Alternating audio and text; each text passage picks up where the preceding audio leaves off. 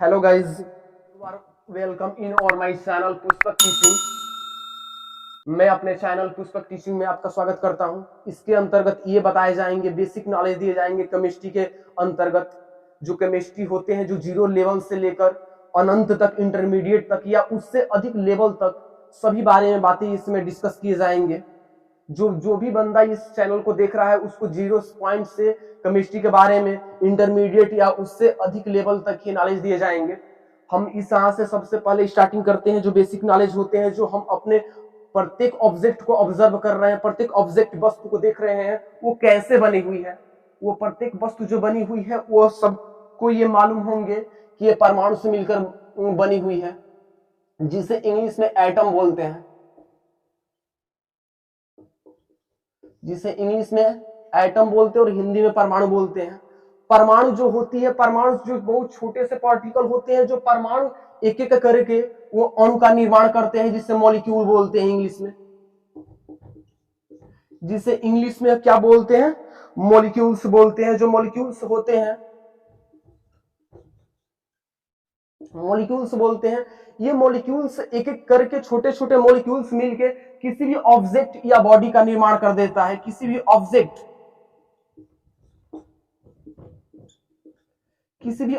का निर्माण कर देता है। ऑब्जेक्ट जो भी वस्तु होते हैं, एक एक करके जो सबसे पहले परमाणु बनाएगा, परमाणु से एक एक करके छोटे छोटे टुकड़े उससे मिलकर अणु बनाएंगे। अणु के बाद वो जो अणु इकट्ठा करेगा वो किसी भी ऑब्जेक्ट वस्तु का निर्माण कर देगा। जो वस्तु का निर्माण करेगा, जो भी हम वस्तु दिख रहे हैं वो टोटली वही वस्तु कहलाते हैं जो आंख से दिखाई दे रही है। तो बेसिकली हम ये वस्तु के बारे में जान चुके हैं, लेकिन उससे पहले हम बेसिक नॉलेज देंगे कि केमिस्ट्री के जनक क्या है, कौन पितामह है उसका, फादर किसे कहते हैं, फादर ऑफ केमिस्ट्री। जो फादर ऑफ केमिस्ट्री को कहे जाते हैं वो लेवोजियर को माने जाते हैं। लेवोजियर ही सबसे पहले केमिस्ट्री पर डिस्कशन किया था कि व्हाट इज केमिस्ट्री, केमिस्ट्री क्या है, रसायन विज्ञान क्या है। तो रसायन विज्ञान के अंतर्गत ये आते हैं कि छोटे छोटे, अभी हमने चीजों को डिस्कस किया कि छोटे छोटे वस्तुओं के से मिलकर हुए प्रत्येक वस्तु बने हैं, प्रत्येक बॉडी बने हुए हैं। तो वही लेवोजियर ने ही प्रत्येक बॉडी पर ऑब्जर्व किया और इसका डेफिनेशन बताया, डिस्कस किया कि जो भी वस्तु बनी हुई है छोटे छोटे कणों से मिलकर बनी हुई है, और उसके आंतरिक संरचना को अध्ययन किया उसने। इंटरनल मॉलिक्यूल्स, इंटरनल पार्टिकल पर उसने फोकस किया और यह बतलाया कि जो भी वस्तु बने हैं उनके आंतरिक संरचना, किसी भी वस्तु के आंतरिक संरचना और पारस्परिक किसी वस्तु के अध्ययन करना, अवस्था को अध्ययन करना, वही रासायनिक विज्ञान कहलाते हैं। वही रासायनिक विज्ञान कहते हैं। Study of any object in internally are each other is called chemistry. But इसके अंतर्गत हम ये बतलाएंगे कि जो केमिस्ट्री के अंतर्गत ये जो होते हैं, प्रत्येक वस्तु देख रहे हैं, प्रत्येक वस्तु से पहले वाली जो क्रिया होती है, जो परमाणु का निर्माण करते हैं, परमाणु से पहले चीज बतलाए जाएंगे, परमाणु कैसे बनी हुई है। परमाणु से पहले जो भी क्रिया हो रही है उसको डिस्कशन करने के लिए बहुत पहले कणाद वैज्ञानिक ही ने आया है। कणाद वैज्ञानिक ने कुछ अपने बातें रखा कि छोटे छोटे पार्टिकल क्या है, थोड़े से भी जानकारी दी और कणाद वैज्ञानिक निकल गए। उसके बाद डाल्टन वैज्ञानिक है और उसके बारे में डिस्कशन किए कि जो भी वस्तु होते हैं, जो भी पदार्थ होते हैं, वो अविभाज्य कण है, उकरा के विभाजित ना कर सकते हैं, उकरा के विभाजित ना कर सकते हैं। सबसे पहले डाल्टन बतलाया, लेकिन डाल्टन का यह धारणा कुछ तक असफल रहा। कहा है कि एकरा से पहले हम लोग जानते हैं कि जो परमाणु बनल है वो परमाणु के अंदर ये मान लीजिए परमाणु हो गया, एटम हो गया, इसके अंतर्गत एक नाभिक होती है, न्यूक्लियस होते हैं, जिसे नाभिक कहते हैं, न्यूक्लियस होते हैं। जिसे नाभिक कहते हैं।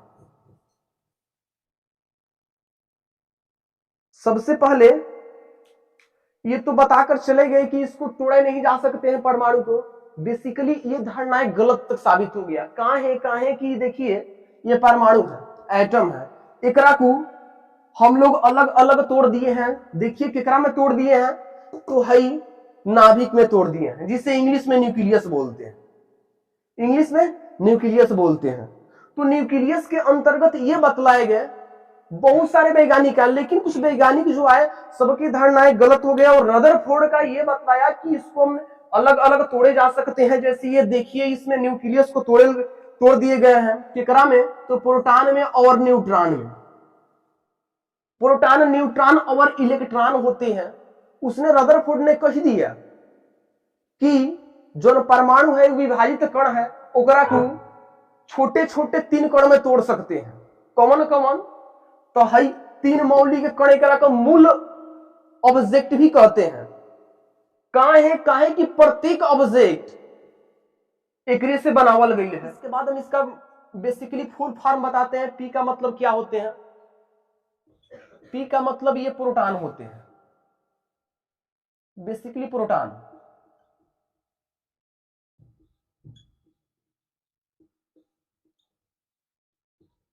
प्रोटॉन होते हैं। ई का मतलब इलेक्ट्रॉन होते हैं।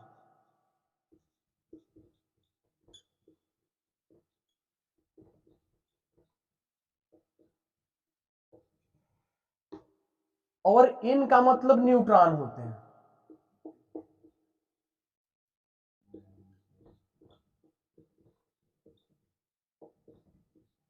न्यूट्रॉन होते हैं। ये देखिए बेसिकली यही मूल कण है।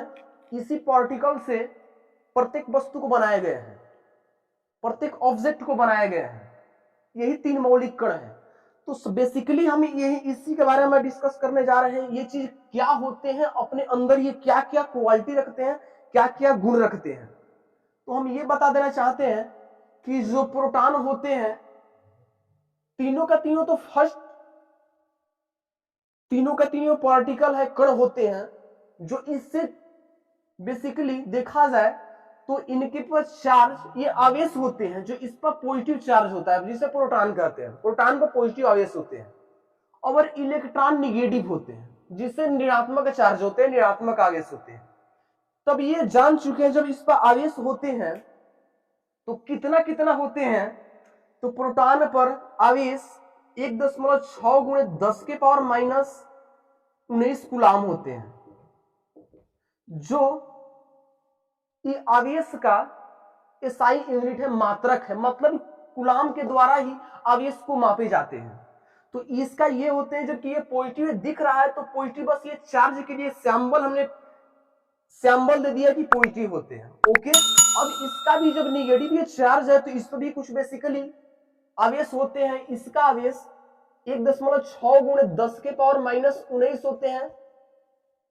बट इसका निगेटिव है तो इसका निगेटिव सैंबल दे दिए जाते हैं। और न्यूट्रॉन देखिए बेचारा, ये जो है इस पर कोई चार्ज नहीं है, यही लिए इसको हम लोग उदासीन मानते हैं। काहे कि एकरा पर कोनो चार्ज ना है। यह काहे उदासीन है, न्यूट्रल है। ये न्यूट्रल है, ये उदासीन है।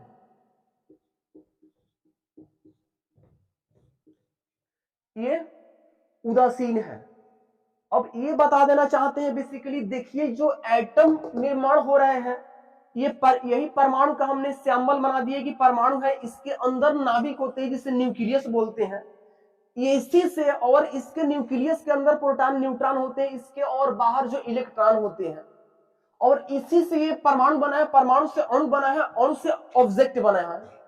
जो ऑब्जेक्ट से हम लोग अलग अलग कहते हैं कि ये मार्कर है, ये बुक है, ये पेन है, अलग अलग तरीके से हम लोग कहते हैं। बेसिक यहीं से मान लीजिए पेन का निर्माण हो चुका है, पेन का निर्माण हो चुका है। यहां से पेन जब बन रहा है तो देखिए यहां से स्टार्ट होते हुए यहां तक आए हुए हैं चीजें। तो हमने वही चीज बता रहे हैं, सब क्या कर रहे हैं, कैसे हो रहे हैं चीजें बेसिकली। तो ये और देखिए ये क्या क्या अपने अंदर क्वालिटी और गुण रखते हैं। जो इलेक्ट्रॉन होते हैं, इलेक्ट्रॉन नाभिक है नहीं, ये न्यूक्लियस है। ये न्यूक्लियस के बाहर चारों तरफ मूविंग स्टेट में करते रहते हैं, गति करते रहते हैं, ये मूविंग स्टेट में रहते हैं, मूविंग स्टेट होते हैं ये गतिशील होते हैं। ओके, और ये किगरा को चारों तरफ चक्कर लगाते रहते हैं, नाभिक का, न्यूक्लियस का चारों तरफ चक्कर लगाते रहते हैं, चक्कर लगाते रहते हैं। ये क्यों चक्कर लगाते रहते हैं ये बेसिक बताए जाएंगे आगे, क्या इसके रीजन है जो चक्कर लगा रहे हैं नाभिक का। ओके, इसके बाद हम ये बताने, आप लोग भी सोच रहे हैं ये चीजें, फिर इसका तो रेडियस क्या होगा, त्रिज्या क्या होगा, तो हम ये बेसिकली इसका त्रिज्या बताने जा रहे हैं। इसका त्रिज्या क्या होते हैं, इसका रेडियस क्या होते हैं। इसकी त्रिज्या लगभग 10 के पावर -13 सेंटीमीटर अप्रॉक्स माने जाते हैं। अप्रॉक्स 10 के पावर -13 सेंटीमीटर माने जाते हैं। इसके बाद बेसिकली जब ये परमाणु है तो परमाणु का भी कुछ रेडियस होते होंगे, त्रिज्या होते होंगे। बेसिकली हम ये बताइए आप लोग सबसे पहले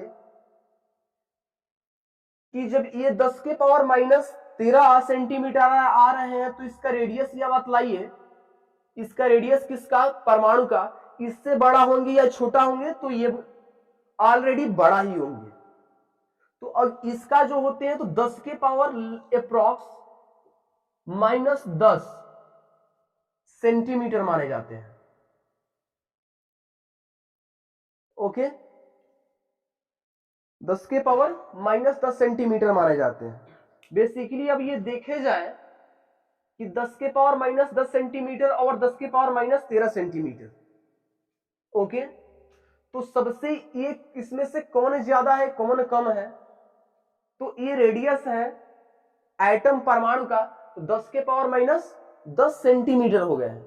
जबकि ये त्रिज्या ये बहुत निगेटिव में जा रहे हैं, निगेटिव ये ऋण लिए हुए हैं, 12 जिसे बोलते हैं, 12 डिप्ट बोल दीजिए चीजें को, तो 10 के पावर ये बहुत निगेटिव लिए हुए तो ये छोटा पड़ जा रहा है, जबकि ये क्या हो जाएंगे, कम लिया हुआ है तो इसलिए ये ज्यादा बढ़ जाएंगे।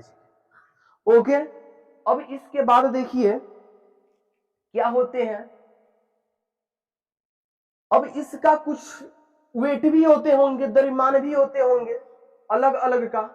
तो इलेक्ट्रॉन का द्रव्यमान कुछ होते हैं, प्रोटॉन का द्रव्यमान होते हैं अलग अलग। बेसिकली इनको बताया गया है क्योंकि ये तो पार्टिकल एक कण ही है, तो इनका अलग अलग वेट भी होते होंगे। तो जो इन्हें बताने जा रहे हैं कि इसका अलग अलग वेट होते हैं, क्यों होते हैं, क्योंकि इसका ये पार्टिकल है, प्रत्येक पार्टिकल में वजन होते हैं, द्रव्यमान होते हैं। तो इसका मास देखिए, इलेक्ट्रॉन का जो मास होते हैं 9.1 इंटू 10 के पावर -28 ग्राम होते हैं। ओके, फिर ये देखिए प्रोटॉन का जो द्रव्यमास होते हैं, प्रोटॉन का ही मास होते हैं और न्यूट्रॉन का भी मास होते हैं। जो प्रोटॉन का जो मास होते हैं बेसिकली 1.6 गुणे 10 के पावर -24 ग्राम होते हैं। और ये देखा जाए प्रोटॉन और न्यूट्रॉन का जो मास होते हैं बेसिकली अप्रॉक्स एक दूसरे को अलाइन होते हैं, इक्वल होते हैं, लेकिन थोड़े से भी अंतर होते हैं। इसका भी देखा जाए न्यूट्रॉन का भी, तो उसका वेट 1.6 इंटू 10 के पावर -24 ग्राम ही होते हैं, लेकिन थोड़े से इसका पॉइंट में डिफरेंस होते हैं।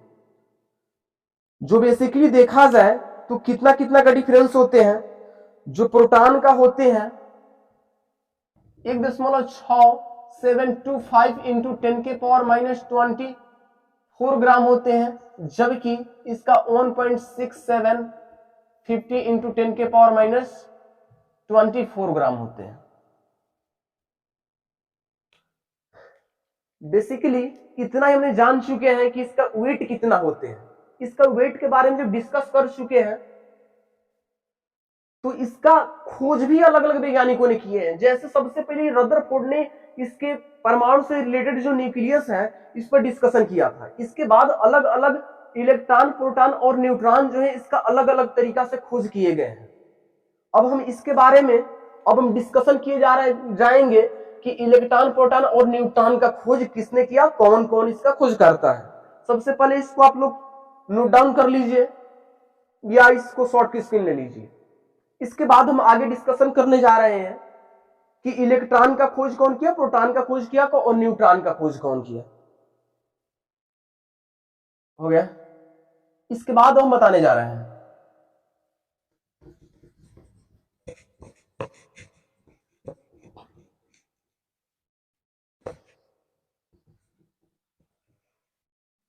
देखिए जो वस्तु बना हुआ था, ऑब्जेक्ट बना हुआ था, इलेक्ट्रॉन प्रोटॉन का ही देन था।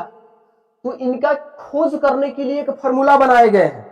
जिस फार्मूला के बेसिस पे बता रहे हैं उसको आप लोग शॉर्टली याद कर लेंगे। इलेक्ट्रॉन, प्रोटॉन, न्यूट्रॉन का खोज करता कौन है, जिसे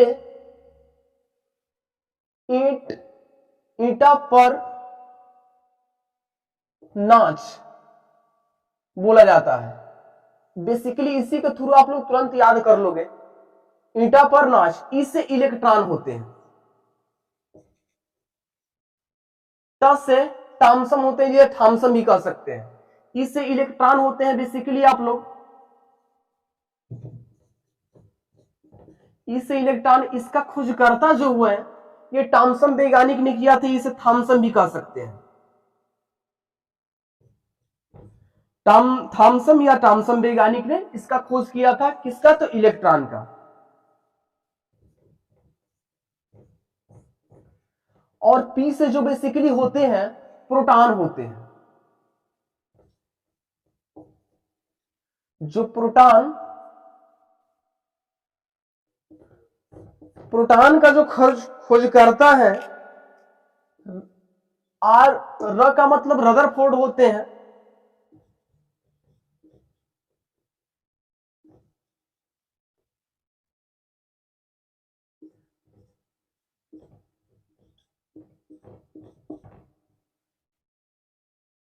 रदरफोर्ड होते हैं।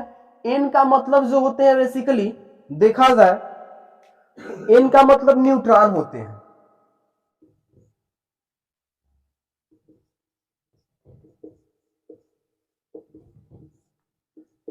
और इसका खोजकर्ता का श्रेय किसे जाता है, चैडविक को जाता है।